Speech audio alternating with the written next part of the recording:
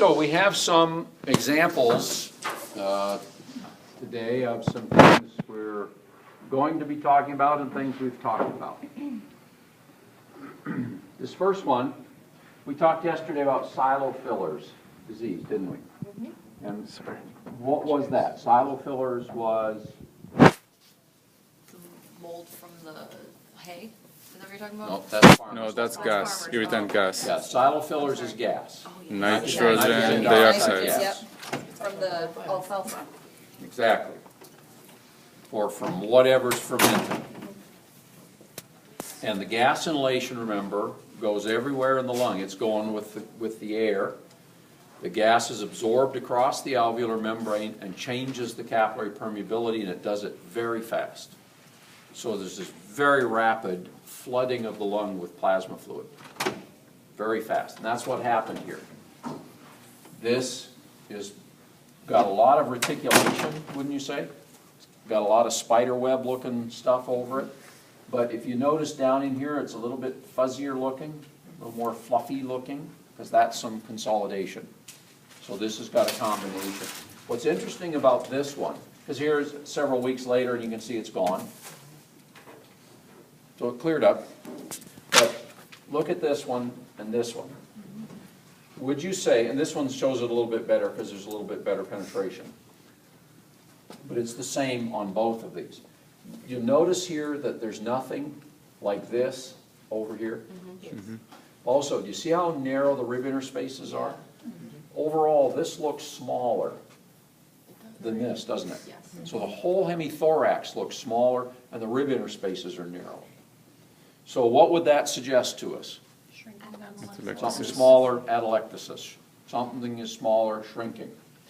But then, you see this big kind of amorphous area? Like, it looks like calcific density. If we had say a CT on this or even some oblique views, we'd be able to see that this big area of kind of amorphous, calcific looking density is actually over the surface of the lung. And it's actually a big area of scar.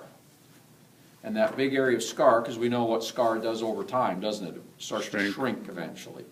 So if we had a large area of scar over the pleural surface and it started shrinking, would it squeeze in on the lung? Mm-hmm. And as it squeezes the lung, it's basically just going to squeeze air out of the lung. So what kind of atelectasis would that be? Passive, It would be passive, wouldn't it? compressive. Or compressive. It's not cicatrix, because cicatrix is internal. That's interstitial scar, causes cicatrix. This is pleural scar, which would cause a form of passive. This is what's called fibrothorax, is scar in the pleural space. And this can happen from a previous infection in the pleural space. It can happen from chest wall trauma. Previous bleeding in the pleural space can do it. But what is that doing?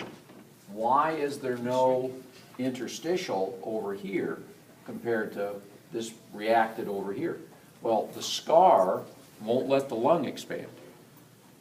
So if the lung can't do this, because the scar is squeezing it, effectively that lung is non-functional. Even though it's got residual air in it, it's basically a non-functioning lung. That's why nothing went over here on this side, because this one isn't working. The diaphragm tries to go up and down, but it can't. Because it tries to go down, nothing can come into the lung. So it renders the lung non-functional on that side. So this was a silo fillers. If this lung would have been functioning, it would have looked the same on both sides.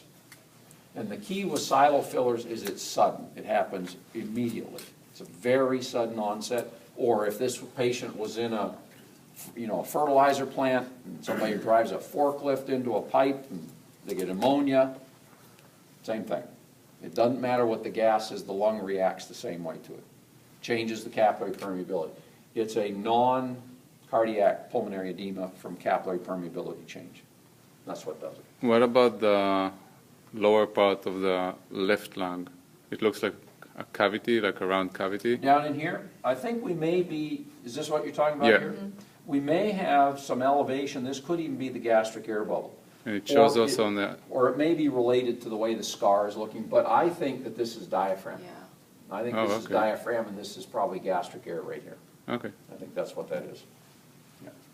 All right, let's go to this.